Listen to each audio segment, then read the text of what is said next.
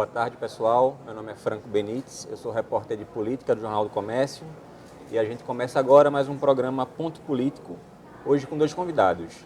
Aqui ao meu lado, ex-deputado federal Paulo Rubem, que foi do PT, foi do PDT e se filia ao PSOL hoje, a gente vai conversar com ele um pouco sobre isso. E do meu outro lado, o deputado Chico Alencar, que é do PSOL do Rio de Janeiro.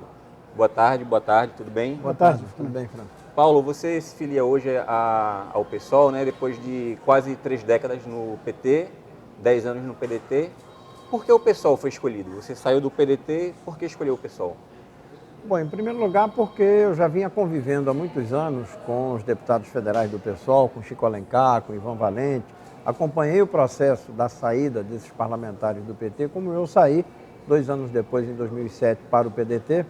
E, ao me afastar do PDT em 2015, fiz uma avaliação com os nossos companheiros aqui de Pernambuco de que era necessário voltarmos a ter uma militância partidária a partir de um princípio de que a política tem que ser transparente, tem que ser feita de forma coerente, com um compromisso muito claro com os direitos humanos, com os direitos da juventude, da população trabalhadora do campo e da cidade. E observando esse cenário, nós entendemos que a posição que o pessoal tem adotado na conjuntura política brasileira é de uma profunda coerência e de uma profunda clareza acerca do papel que o partido tem a cumprir nesse momento. Você vê nesse cenário de degeneração política, de crise, de corrupção, de traição política, candidatos e políticos eleitos que no Congresso votam contra os seus próprios eleitores, a posição da bancada do PSOL tem sido inquestionável, coerente, combativa, transparente, e é por essas razões que nós nos convencemos de que a melhor alternativa, retomando a militância partidária, deveria ser através de uma filiação ao PSOL. Perfeito. Chico, como é que o pessoal, você que representa o Rio de Janeiro, tem o Ivan Valente de São Paulo, Edmilson Rodrigues, que é do Pará, né? Como é que essa bancada federal recebeu aí a filiação de Paulo Rubem? Com a mesma alegria com que recebemos, há não muito tempo, Luiz Erundina, ex-prefeita de São Paulo, deputado de vários mandatos, egressa do PSB, e o jovem Glauber Braga, lá do Rio de Janeiro, originário da região serrana do Rio, também uma pessoa combativa, um cidadão exemplar. Então, qualquer ser humano, qualquer pessoa que tenha o ideal político, que não perca a mística da política, da transformação social. Não é para ter bom emprego, para ficar na casta ali, engravatada, se locupletando, mas qualquer um que queira combinar seu engajamento social, seu sonho de uma nova sociedade justa e fraterna, dentro de um caminho partidário, que não é o único, mas é muito importante, é extremamente bem-vindo. E o Paulo Rubem, que eu conheço há tanto tempo, é um irmão, um amigo, um lutador, um baita formulador, um tremendo quadro político, é um reforço. Quase que como se o Neymar resolvesse jogar no meu Flamengo. Ok. Você chegou ao Recife ontem ou no sábado? Não, eu cheguei no sábado já para uma plenária típica do partido que queremos construir, do deputado estadual Edilson, e com vários grupos temáticos, muito bacana. Ontem também tivemos uma roda de conversa com os militantes. À noite fomos visitar a ocupação Carolina de Jesus, com o povo trabalhador lutando pelo direito elementar ao teto. Enfim, a minha passagem pelo Recife, por Olinda também dei um pulinho lá e visitei túmulo de 2 pessoas que eu conheci e me marcaram muito na juventude. O meu amigo de fé, irmão, camarada, padre Antônio Henrique Pereira Neto, trucidado em 1969. Ele era meu assistente da Juventude Estudantil Católica, estava sempre no Rio também. E aquele símbolo para todos nós, que eu também tive o privilégio de conhecer, o Dom Helder Câmara. Também Dom José Lamartine, são lápides que estão ali na matriz da Sé, né? Lado a lado. Eu conheci, fiquei muito comovido, porque eu tenho essa formação cristã, católica, na perspectiva da teologia da libertação, que, aliás, agora é resgatada pelo próprio Papa Francisco. Então, estou engrandecido aqui. Vamos culminar hoje com a filiação do Paulo num ato na Câmara Municipal a partir das 6 horas. Você está aqui em Pernambuco, mas está tendo contato com o pessoal de Brasília. Como é que está o clima por lá? A gente tem aí, né, a questão a chamada delação do fim do mundo. É. E aí, como é que estão os ânimos lá em Brasília? Os ânimos estão em expectativa, muita tensão. Há um grupo se articulando para tentar blindar partidos e figurões que forem denunciados fortemente, para até mudar já a legislação, que não tem nada a ver com a urgente e necessária reforma política. Querem fazer medidas tópicas para anistiar o Caixa 2, evitar que Caixa 1 possa ser investigado, mesmo se houver suspeitas de origem daquele recurso legalizado, como algo criminoso ou ilegal. Enfim, tem uma articulação lá, que volta e meia acontece em Brasília, da casta política para se proteger. Eu tenho mantido muito contato, é evidente que a gente não pode, se vier uma lista lá de 150, 200, aí todo mundo é bandido criminoso, não, mas a resposta de cada um diante da investigação, os honestos vão, se por acaso houver gente assim que esteja citado indevidamente por um delator, eles terão a tranquilidade para falar, me investiguem, sim, eu quero explicar isso. Outros vão ficar encontrando justificativas. Agora, algo que é verdade já, independente do que venha à luz, o conluio público-privado e a financiarização de partidos e campanhas pelos grandes grupos econômicos levaram àquilo que o Paulo já falou, a degeneração da política no seu ponto mais extremo. Paulo, você já foi deputado federal, foi vereador também aqui no Recife. Em 2018, você tenta voltar, vai concorrer pelo pessoal ao cargo de deputado federal. Como é que estão seus planos eleitorais? Volta aí para esse congresso? Olha, em 2018... Eu espero que seja outro congresso. Em 2018, nós ainda não começamos a discutir no PSOL por uma razão muito simples. O principal desafio nosso nesse momento é nos juntarmos aos trabalhadores, à população, aos servidores públicos, para que nós possamos resistir a essa ofensiva extremamente conservadora que tem agora duas pernas caminhando, a reforma da Previdência e a reforma das leis trabalhistas.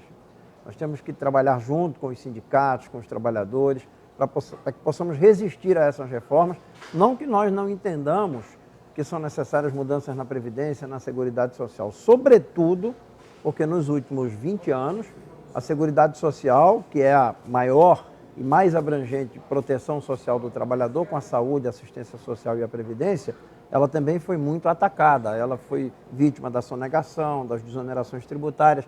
Então, nesse primeiro momento, todo o nosso empenho, além da organização dos congressos do PSOL, é no processo de resistência com a classe trabalhadora, com o povo, contra a reforma da Previdência, contra a reforma das leis trabalhistas, por outros temas e outras pautas progressistas. E logo em seguida, sim, depois dos congressos, depois dessa política de resistência às reformas, nós vamos discutir um programa para o Brasil em 2018. Certamente o PSOL, né, Chico, terá candidato próprio à presidência da República, tentará construir nos estados palanques coerentes com essa candidatura à presidência da República, e eu entro no PSOL nesse momento como um filiado, como um militante, para contribuir com os temas da educação, da cultura, da economia, das finanças. Eu atuei muito no Congresso nessas áreas por 12 anos, em diversas comissões, apresentando projetos de lei, combatendo projetos enviados pelos governos, e acho que nós temos aí uma grande oportunidade, uma grande responsabilidade para o PSOL. Perfeito. Resistir nesse momento e construir um programa alternativo para o Brasil. A gente tem já uma interação aí do pessoal que acompanha a transmissão no Facebook. Pedi ótimo. para a nossa diretora Adriana falar o que é que a gente tem. Então, muitos comentários, na verdade não chega ninguém a perguntar nada diretamente a vocês, mas eu vou aproveitar um deles para fazer uma provocação que é de Emerson Martins. Ele diz assim, acho que todos os partidos políticos devem se acabar. Eu acho que o maior adversário de qualquer partido, de qualquer um que exerça atividade política hoje é a descrença da população de uma forma geral. Como é que vocês respondem a isso, a essa desesperança, a essa descrença? Posso começar, Paulo? Pode. Olha, eu quero me dirigir ao Emerson, perguntar, Emerson, né? Queria indagar ele se ele conhece alguma sociedade urbana com o desenvolvimento médio no planeta que não tenha política e partidos. Claro que a política, que é a arte de construir o bem comum, uma conceituação bem teórica, ela vai além dos partidos, mas o seu instrumento de ocupação de espaços de poder, de implementação de políticas públicas, são os partidos. Eu entendo perfeitamente esse desencanto e essa ideia de que partido é tudo a mesma coisa, mas é preciso acreditar e apostar que as pessoas se organizarem de acordo com interesses de grupos e classes a partir de um projeto de sociedade é a essência de partido político. E aí cada um tem a sua ideologia, o seu viés, o socialista, o conservador, o capitalista, o progressista, o trabalhista, o social-democrata. O problema no Brasil é que a degradação foi tanta que os partidos perderam a sua estrutura ideológica e programática. Eles ficaram tão pragmáticos e só visando o poder e os benefícios dali, dos privilégios, que perderam a sua dimensão programática, doutrinária e ideológica. Então vamos, viu, Emerson, eu acho que a gente tem que construir novos partidos ou mudar essa estrutura. O PSOL é um pequeno partido com vocação de grandeza e quer ser um novo partido contra essa velha política toda aí. É difícil, mas estamos tentando. Eu diria para o Emerson o que eu tenho dito quando converso com estudantes, né, da educação básica. Olha, Emerson, não é porque uma fábrica de sapatos quebrou, foi à falência, que a gente vai deixar de ter que calçar sapatos para poder caminhar. Então, se você hoje vê partidos políticos que são verdadeiros balcões de negócios, alguns até com autênticas quadrilhas comandando a vida partidária, isso não quer dizer que a atividade política seja sinônimo de crime, de violência, de corrupção e de quadrilhas. Todos nós, independente de vivermos na cidade ou no campo, nós necessitamos de políticas, de programas e de ações que dependem de decisões coletivas. A água que chega na sua casa, o emprego do seu pai, a aposentadoria da sua mãe, o remédio num posto de saúde, o transporte público que você pega na esquina, na parada de ônibus, são decisões que mexem com a vida de todas as pessoas. E elas precisam ser decisões políticas e elas só podem ser tomadas numa democracia por aqueles que foram eleitos pelo voto popular, têm a delegação da população para governar, cobrar impostos, né, aplicar bem os impostos. Então eu concordo com o Chico nesse sentido, quer dizer, você está indignado, transforma a sua indignação em construção, né? Você está fora de um partido e acha que a maioria dos partidos não presta, você então reflita e vá para dentro daquele partido, ou vá para dentro daquele grupo que você acha que merece a sua confiança, o seu crédito, para que a gente possa defender educação, saúde, moradia, transporte, segurança pública, tudo aquilo que faz parte do nosso dia a dia e que nós precisamos como direitos fundamentais da pessoa humana, né? Ô Paulo, você concorreu à eleição de 2014 ao cargo de vice-governador numa chapa encabeçada pelo senador Armando Monteiro, que é do PTB. Armando hoje está fazendo alguns sinais de aproximação do DEM e do PSDB. Ele quer voltar a concorrer ao governo estadual. Como é que está a relação de vocês dois? E eu te pergunto o seguinte, foi Armando que deu um passo mais à direita ou você, quando saiu do PDT e foi para o PSOL, você que deu um passo mais à esquerda? Como é que está essa relação de vocês? Bom, em primeiro lugar, a relação política com o senador Armando Monteiro é muito boa, é muito franca, é muito aberta, nós conversamos com uma certa frequência, até porque antes da eleição de 2014, eu já convivi com o Armando Monteiro na Comissão de Finanças e Tributação da Câmara Federal, onde eu fui vice-presidente e nós discutíamos, na época em que o Henrique Meirelles era presidente do Banco Central, a política monetária, as taxas de juros, o impacto disso na indústria, no emprego, na produção, no crescimento do PIB. Então, essa discussão é antiga, não é da agora, de 2014, porque nós fizemos uma chapa juntamente.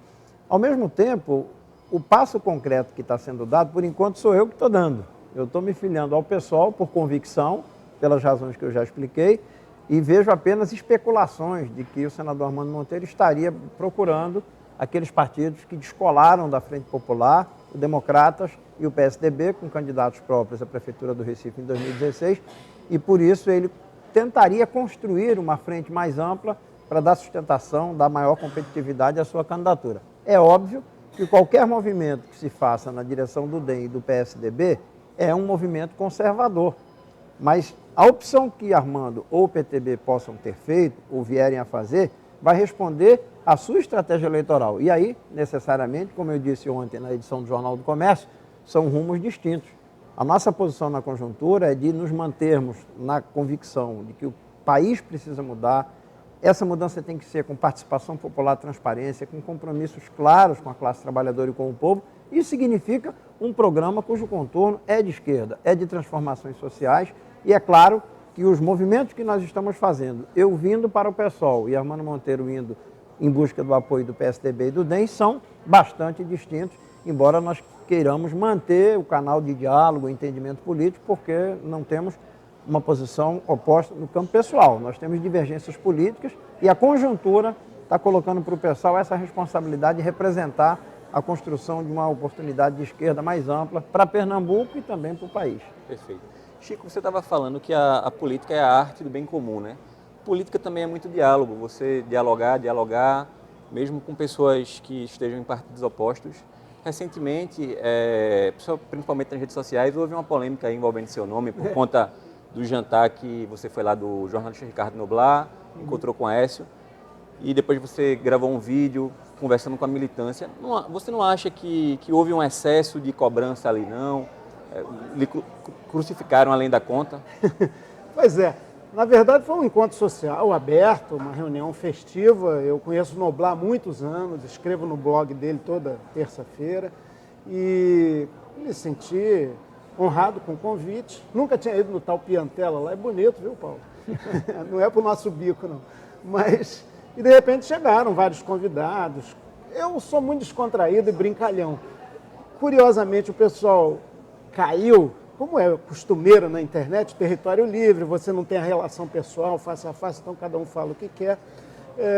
Mais por causa de uma brincadeira lá, que eu fiz com a Aécio, com outros, do que pelo conteúdo do nosso debate, que foi pontuado por divergências. Ele, por exemplo, acha que salvar a política significa também, entre outras coisas, além de fazer aquela diferenciação, mesmo Caixa 2 não é necessariamente corrupção, diz ele, diz o Fernando Henrique, parecendo um pouco o delúbio do PT, quando falou que eram recursos não contabilizados, enfim.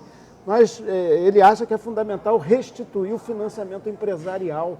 E nós discordamos frontalmente. Foi uma conquista, não do Congresso, que não teve coragem para votar isso, mas do Supremo Tribunal Federal, em 2015, acabando com essa colonização da política pelos grandes grupos econômicos, criando mandatos e governantes a soldo de interesses privados, que é o que acontece, até modificam lei de acordo com o interesse da empreiteira, do banco que o financiou. Muito bem, foi uma cobrança forte. Agora, a gente estimula isso. Foi isso até que eu disse, olha, eu quero conversar com você, os mandatos são mesmo da cidadania, nós somos empregados de quem nos elege, do povo em geral, e reconheço que eu devia ter sido mais discreto, poderia até nem ir ao jantar, não era um compromisso inadiável. Indo, poderia só ter cumprimentado o Noblar e saído. Em ficando, poderia ser mais comedido, porque às vezes até uma simples brincadeira é explorada maldosamente também. Mas, enfim, o essencial, o grão da questão foi a discussão, e isso eu defendo, disso eu não abro mão. Eu quero ter o direito de dialogar e conversar com o mais extremado inimigo político. O parlamento nos ensina isso, é o espaço do dissenso, do contraditório. As ideias devem brigar, as pessoas não. Mas, e aí nós e o PSDB, por exemplo, temos visões diferentes do ponto de vista de praticamente tudo. E eles fazem parte de um governo que nós consideramos hoje uma coalizão de investigados, réus e privatistas. E o PSDB, assim como o PT antigamente, tem um vínculo visceral com o PMDB. E isso nos afasta muito. Agora, não impede de discutir as questões. Perfeito. Adriana, a gente tem mais comentário aí do internauta? Tem um monte de comentário, tem gente mais agressiva, a gente não lê comentário agressivo aqui, tem um filtro, naturalmente.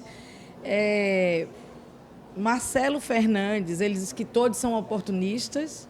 André Raboni diz grande Chico Alencar e Paulo Rubens, figuras que fazem a política nacional ficar mais arejada e respirável.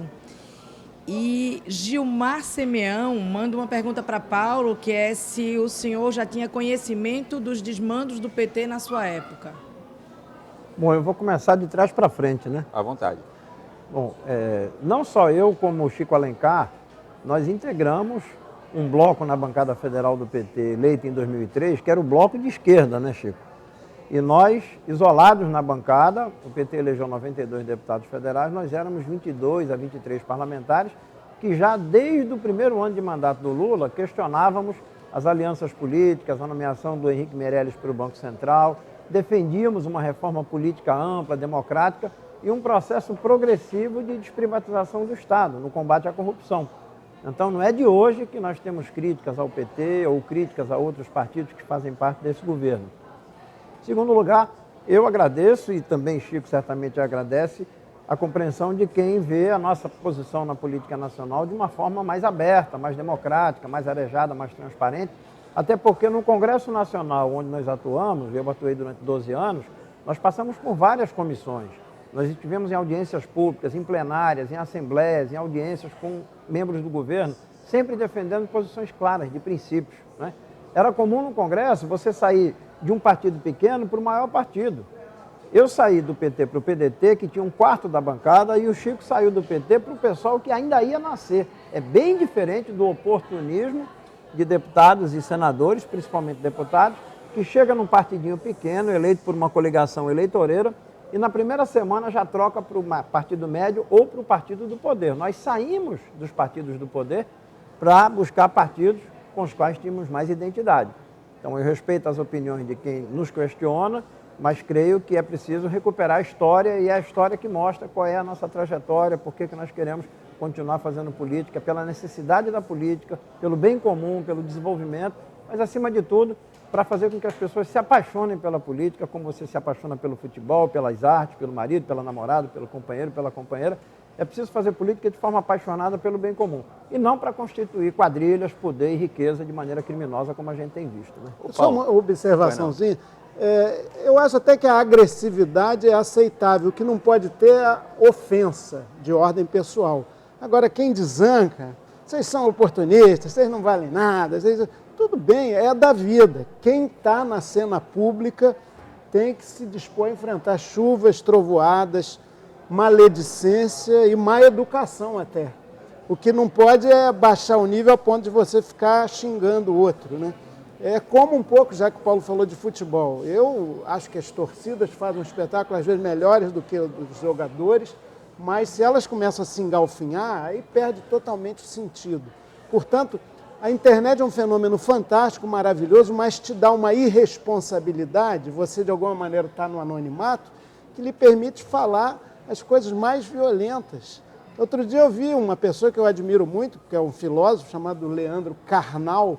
Ele resolveu botar lá, porque é amigo do Moro, não sei de quanto tempo, uma foto dele tomando um vinho, fez um comentário, nossa senhora, foi de conjunção carnal a outras ofensas violentas, a ponto dele ter tirado a postagem dele da internet. Então a gente vive um tempo de muito acirramento, de muito sectarismo, de muita intolerância. Por isso também que expressões da extrema-direita, na Holanda, na França, no Brasil, nos Estados Unidos, começam a avultar, como se isso fosse solução. Vai complicar. Eu vou aproveitar para avisar que a gente está com 23 minutos já de entrevista, então rumando para o final, e fazer uma pergunta bem direta que chegou aqui de Eduardo Amorim, que pergunta se Chico Alencar está disposto a ser candidato à presidência da República. Olha, eu entendo a política como serviço e até como missão, um pouco pela minha formação religiosa. Eu, de fato, estou entendendo, e isso é um processo coletivo, nem com a minha equipe direta de assessoria eu discuti, que a minha vivência como deputado federal chegou já a um limite. Eu estou no 4º mandato, eu tenho um projeto de emenda constitucional que não prospera, que diz que o parlamentar deve exercer 3 mandatos consecutivos no máximo na mesma função. Isso já me disseram, não passa nunca no Congresso isso. Tem deputado lá de 10, 15 anos, de experiência e tal. Mas eu entendo que a contribuição que eu já dei nessa minha vida, que já não é pequena, como parlamentar federal na Câmara dos Deputados, está cumprida. Claro, tem ainda metade do mandato, quero exercê-lo bem, com austeridade, transparência, de maneira franciscana e clara. E quero discutir com o partido programas, propostas, o que a gente pensa como Brasil do futuro nessa profunda crise de destino em que a gente se encontra. E aí, vamos discutir, vamos debater. Não digo que não, é um absurdo e tal, não tenho condições, sinceramente, pelo cenário de pré-candidaturas que se colocam aí, eu acho que algum cabedal, experiência e conhecimento da própria vida brasileira, com as suas contribuições maravilhosas, inclusive de figuras, por exemplo, como Gilberto Freire, que nem era necessariamente um progressista, mas há homens e mulheres que construíram uma noção de Brasil que está muito obscurecida hoje. Por isso que eu disse, nós vivemos uma crise de destino. Somos um país maravilhoso, de uma raiz riquíssima. Eu sou um entusiasta desse país sem nenhuma visão nacionalista arcaica. Agora, Se a gente não tiver um programa, um conjunto de forças sociais e políticas que representem essa aspiração e uma ressignificação do ideário socialista, que está em crise no mundo também, aí, evidentemente, não há nome que se sustente. Ô, Chico. É um tema em discussão. Ô, Chico, para a gente encerrar, eu vou fazer uma pergunta para você, uma provocação também para o Paulo. Sendo candidato à presidência, Paulo Rubens seria um bom vice e se ele lhe convidasse, você aceitaria? Meu Deus do céu. Vocês Vai, acabaram de Paulo. ouvir Franco Benítez colocando o carro adiante dos bois. Na verdade, esse processo ele vai ser desenvolvido no PSOL. Nós tivemos a candidatura de Luciana Genro, que teve um papel extraordinário, muito aguerrida, muito combativa. Não sabemos ainda se ela pretende colocar novamente o nome à disposição do partido. Excelente nome. Mas eu creio que vamos trabalhar de acordo com as etapas que estão postas pela conjuntura. Nesse momento, todo o empenho do pessoal é de resistir às reformas, de apontar outros caminhos para a Previdência, para as leis trabalhistas, para a promoção do pleno emprego, mais e melhores empregos. Isso é o que o país precisa, e não precarização, e não redução de direitos. E a partir disso, vencida essa etapa, nós vamos abrir o debate depois dos congressos para discutir candidaturas para as assembleias, para o Congresso Nacional, e eu vou estar envolvido nesse debate sem querer antecipar absolutamente nada, até para não gerar uma inversão de procedimentos que é muito prejudicial na política. Quando você pensa primeiro no que está distante e esquece do seu compromisso com o que está na sua porta, você pode tropeçar e nem atingir uma coisa nem outra. A gente está falando de 2018. Como é que vocês veem todo esse processo envolvendo o presidente Michel Temer? Vocês acreditam que o presidente termina o mandato? Sua opinião, para depois o Chico falar. Sabe por que a gente fica já olhando para 2018, querendo saber como cada partido está se movimentando? Porque esse 2017 está muito ruim e esse governo é ilegítimo.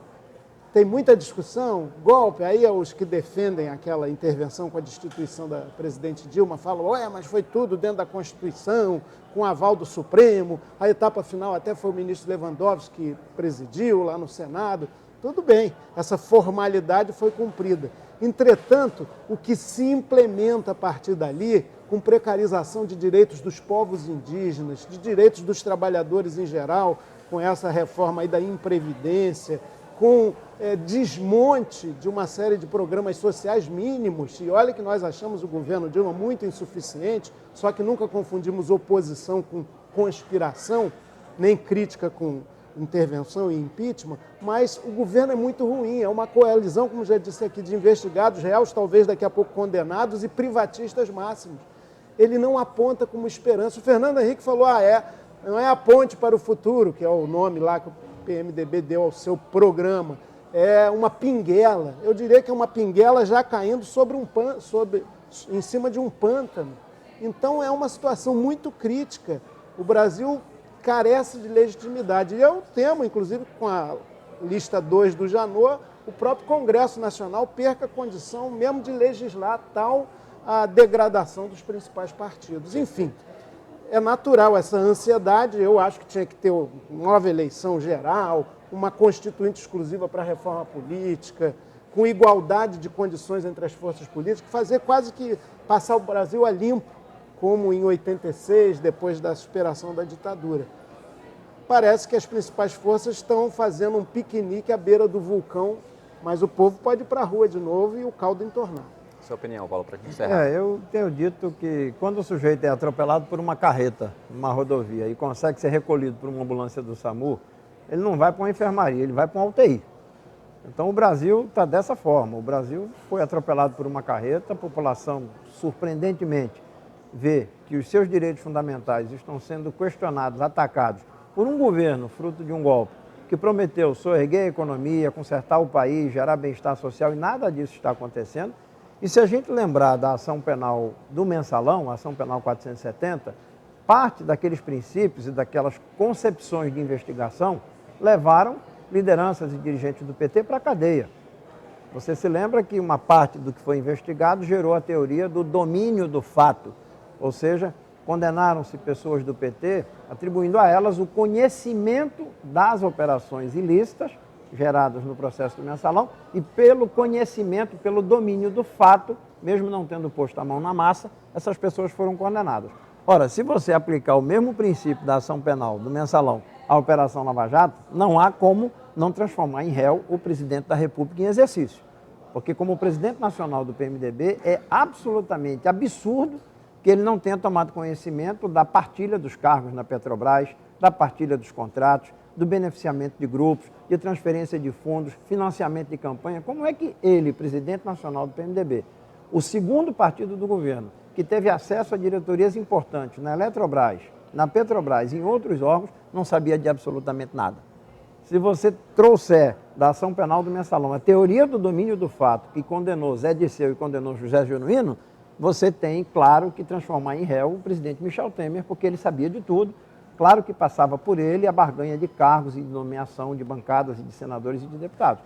Então eu concordo que provavelmente, dentro de poucas semanas, você pode ter um governo muito mais ilegítimo do que já é, porque todos os seus pilares estão denunciados e serão investigados, e também aqui em Pernambuco. Não nos iludamos que nós poderemos ter também o governador do estado e o prefeito do Recife do PSB transformados em réus como consequência das investigações da Lava Jato e da Operação Turbulência. A gente estourou nosso tempo, temos que encerrar, mas eu queria agradecer a sua participação aqui, a de Chico também. Eu que agradeço. Agradeço pela atenção. Segunda-feira que vem a gente tem um novo encontro aqui com o Ponto Político. Um abraço.